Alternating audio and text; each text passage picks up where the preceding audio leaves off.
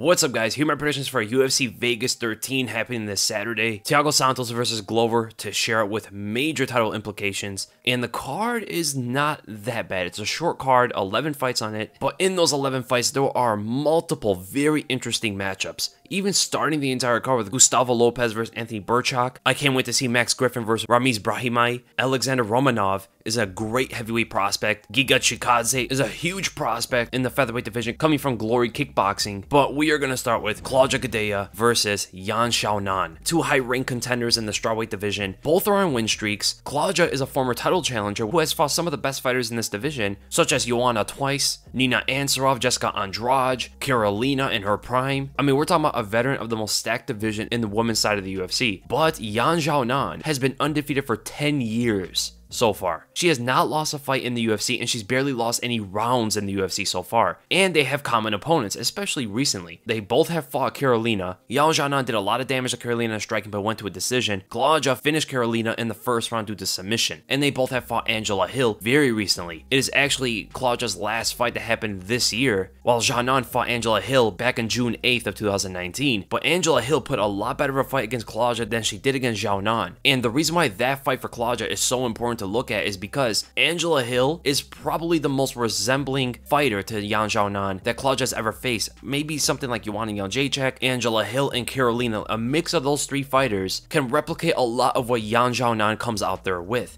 A very respectable jab, good striking skills all across the board, very good takedown defense, which is going to be a key factor in this fight, given that Claudia doesn't have the same kind of takedown threat in the third round that she does in the first round, due to how much she gasses out in a fight. And Xiaonan is a distance fighter. She attacks from a distance, very good movement in and out, and likes to reset a lot. That's what Angela Hill, Joanna, and Carolina do repeatedly throughout fights. They like to throw some punches, a lot of jabs, and then they reset when exchanges happen, and Claudia is forced to chase them down a bit, right? Because Claudia doesn't have the best footwork, and that has got her caught in multiple fights with these longer strikers. Now, you can see that they are about the same reach and they are about the same height, but don't get that mistaken, man. Claudia fights very short. Even though she has like the same reach as Xiaonan, her punches are extremely short. She doesn't extend on them that much. If she does, they're usually just overhands. Xiaonan, because of her footwork, because of her longer leg reach, and the way she extends in her long punches, she is going to seem like the longer fighter in there. And that jab is going to be a huge weapon for Xiaonan. Now, she fought a fighter who resembles Claudia a bit, and that was Vivian Pereira. Imposing power, imposing strength, but does not gas out the way Claudia does. And Xiaonan did very well against Pereira. So if you just look at past opponents, Xiaonan, I believe, does have an advantage due to how well she competes up against styles just like Claudia, compared to how Claudia competes up against styles like Xiaonan. But that's the thing, man. Claudia is very good at striking in place. She doesn't move around and strike fluidly. She needs to be in place and throw punches from there. Xiaonan is extremely good at moving with her punches, and that's going to be one of the biggest factors in this fight. Claudia needs you to stay still, and she needs to sit still in order to land her punches meaningfully. She's a lot slower moving in with the jab, moving in for the big right hand, and I think Xiaonan is going to be able to retreat on a lot of those punches and maybe sneak in some of her right hands, right? Whenever Xiaonan's in exchanges or trading with the opponent, she has one of the sneakiest right hands in this division. She lands it so quickly right in between the punches and almost always catches the opponent because of it. And the other big factor of this fight is the fact that Claudia gasses out and Xiaonan does not, and Xiaonan has a much higher output in fights. I think Claudia's going to win the first round. She's going to be a little bit more athletic, a little bit more explosive, get probably a takedown or two in that first round. Xiaonan's going to be able to defend herself enough to get out of that round and get into the second and third, where she's going to start making Claudia really work the output,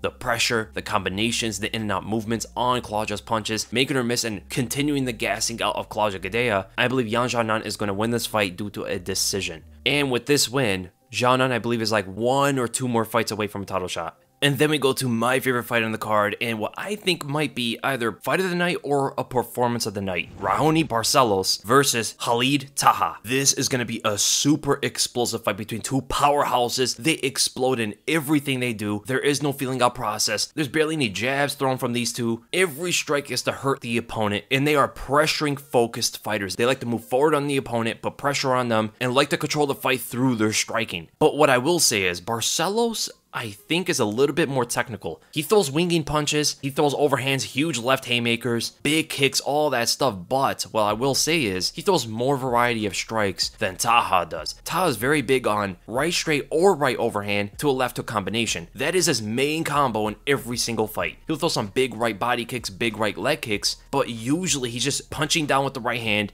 and try to follow up with the left hook. Rarely throws jabs and anything like that. Barcelos throws many more types of strikes, and the biggest difference in this is the fact that Barcelos is a lot better at disengaging and then reapplying pressure. They both like to exchange, they both like to trade with the opponent, right? They like to stay in the pocket and throw. But Taha has a harder time of moving his feet when that happens. He covers up a lot, throws the right straight left hook. Barcelos has a lot faster feet, right? He's able to move away from punches, find that counter shot through slipping and stuff like that, and then reapply the pressure after he touches you. And when he touches you, he's very hard to get away from. This was evident in his debut knockout, which got a little bit viral against Kurt Holobaugh. Remember when everybody was saying he looked just like Jose Aldo when he knocked the guy out with a few countering uppercuts after he slipped the punches? And that is where I think the difference in this fight is going to be. Also, there is a bit of controversy with Haleem Taha. Haleem Taha tested positive for furosemide, which is why he got suspended for a year. He hasn't fought since October of 2019, and this is a diuretic, so it's not a steroid or something like that, but it is used to mask in other drugs, which is why it is on the ban list. So that is a bit interesting coming into this fight, his first fight back against such a dangerous fighter in Barcelos. So ultimately my prediction for this fight, I'm gonna go with Rahuni Barcelos. I think it's gonna be a really good fight. I think it's gonna be action-packed, super explosive striking match, and I do see Barcelos TKOing Taha in the second round. And then we go to the co-main event. Andrei Arlovski versus Tanner Boser. One of the hottest prospects of the heavyweight division right now. I think right behind Ciryl Gane, who he actually lost to. We haven't had many prospects in the heavyweight division, and he's fighting one of the biggest veterans to ever fight in the UFC's heavyweight division, Andrei Arlovski, who was the champion back in like 2005. But when you look at the trajectory of their careers, Tanner Boser is on a 2-fight win streak, both knockouts, very impressive knockouts to add on to that. While Andrei Arlovski is coming off one win against Felipe Lins, not that much of an impressive performance, and he got knocked out pretty badly in 29 seconds against Jairzinho Rozenstruik prior to that fight. Boser has also been way more active than Andrei Arlovski. He fought twice within a month, in June and July, while Andrei Arlovski has only fought once this year, back in May, against a much lesser opponent in competition. They both actually have that same mutual opponent, Felipe Lins. Tanner Boser knocked him out clean in the first round, while Andrei Arlovski kind of struggled, won most of the fight, but it wasn't very impressive. So I'm not pointing to MMA math, but Tanner Boser, he has an all-time high confidence coming into this fight. And he's a young guy, not a lot of mileage. Arlovski's chin is not in the best state to take some of these blows from a guy like Tanner Boser. Even though Arlovski may be overall more technical, he's a lot more savvy. He is a vet, so he can pull out some things in the fight that will make Boser struggle a little bit, especially clinch work, trying to go for takedowns, stuff like that. If it stays on the feet, I think Boser is eventually going to catch Arlovski. He's way faster. His hand speed is insane, man. He's a light guy for the heavyweight division, and that is why you see the speed advantage take out his much bigger opponent so quickly. And Arlovski, due to his age, he's 41 years old, 12 years older than Tanner Boser. I don't think he's going to have the reaction time to see that hand speed, right? And that is a major thing coming to this fight, because the last guy that had decently fast hands that Andrei Arlovski fought was Rozenstruik, a younger guy in the heavyweight division, and he got knocked out in 29 seconds. He ran into what essentially was a left hook jab hybrid of a punch. And even before that, he lost to Walteris, who has good hand speed, Augusto Sakai, who has decent hand speed, Tai Tuivasa, who has good hand speed. The only guys he has been beating, besides Felipe Lins, have been Ben Rothwell, Stefan Struve. He did beat Junior Albini, but most of the fighters he's beating are these older veterans in the game. Frank Mir, Travis Brown, Bigfoot Silva. I mean, these are some of his most recent wins. So ultimately, my prediction for this fight, I'm going to go with Tanner Boser. I'm going to go by a first round knockout. And then we go to the main event. Thiago Santos versus Glover Teixeira. Winner of this logically would get a title shot, but with Israel Adesanya coming up to 205, he's getting the first crack at Jan Blachowicz. Santos and Glover have been talking about how they want to steal that title shot away from Adesanya with a good performance in this one.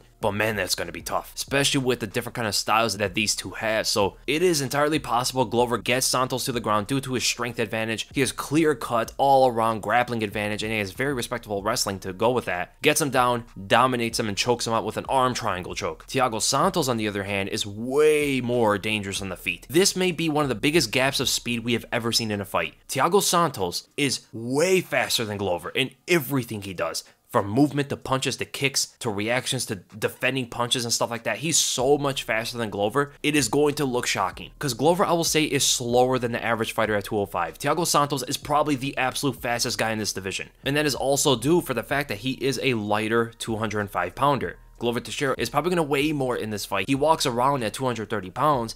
Thiago Santos comes into the fight, into the cage, at 209.5, which only means that Thiago's not cutting much weight. Right, that's very low to come into the cage at light heavyweight. And man, this makes it very hard to call because once Santos gets to the ground, it might be a wrap. But if he's able to put distance on Teixeira, kick at his legs, counter some of the hooks that Teixeira comes in there with, he has an absolute huge chance of knocking him out. So I can absolutely see ways for each of these fighters to win this fight. And there's one great fight to look at Thiago Santos' career to kind of see how a fight with Glover would be kind of resembling. And that is his fight with Jan Blachowicz. He is the last guy to defeat Jan Blachowicz, and he did it by TKO. Jan is a slower paced fighter, huge power in his hands, big power in his kicks, and very strong in the grappling department. Very top heavy Brazilian Jiu-Jitsu artist, just like Glover Teixeira. And he marches down, doesn't use a lot of footwork, he's a plotter for the most part. I would say he's a better striker overall than Glover, so this is a really good fight to look at for Thiago Santos. Essentially beating a better version of Glover Teixeira. And the crazy thing about that fight was, Thiago Santos got a takedown. He actually won in that department against Jan Blachowicz. Blachowicz tried to take him down once and it did not work. John Jones tried to take down Thiago Santos once and it did not work. Jack Hermanson tried to take him down twice in the middleweight division and it did not work. If you want to go through history and past fights,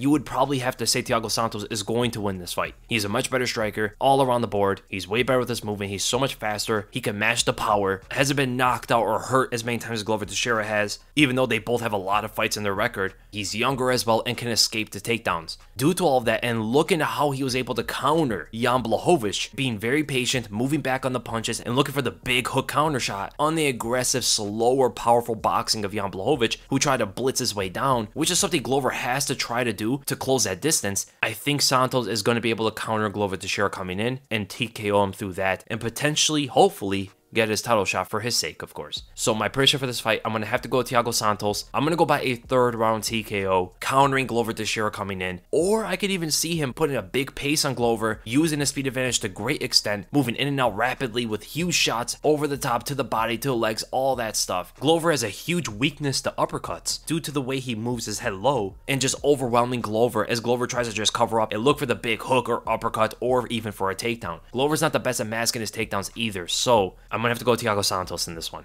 And I will say for Bellator, I think Corey Anderson absolutely dominates Melvin Manhoef. I don't even think it's a fair fight. But when we look at the betting odds here, I do not think Darren Elkins should be as big of a favorite as he is against Garagorri. Darren Elkins is currently on like a 4-loss streak. He hasn't been looking that good, and I understand Garagorri is not the best grappler and that's where his weaknesses lie, but due to the amount of damage Elkins has taken in his career and how much slower he is than Garagorri, I think the odds should be almost a pick'em, to be honest. I do not think Barcelos should be as big of a favorite as he is. He's almost a 4-1 favorite, which is a bit too much. Now, I do agree he's going to win the fight, but that's a bit too much for the odds. Tanner Bolster is also a huge 3-1 favorite over Andrei Arlovski. I could probably see it, but it just seems a bit stunning when he's fighting a veteran like Arlovski. And Santos is almost a 2.5-1 favorite over Teixeira. Man, that's a bit too much. I think that's going a lot on the narrative that he's one of the best fighters in this division. Maybe even #1 due to the fact that he beat Blachowicz, the current champion, so he actually might even be the best fighter in this division currently. But stylistically, man, if Teixeira gets him on the ground, this is not going to be a good night for Santos. Just one time, that's it. Glover might end this fight.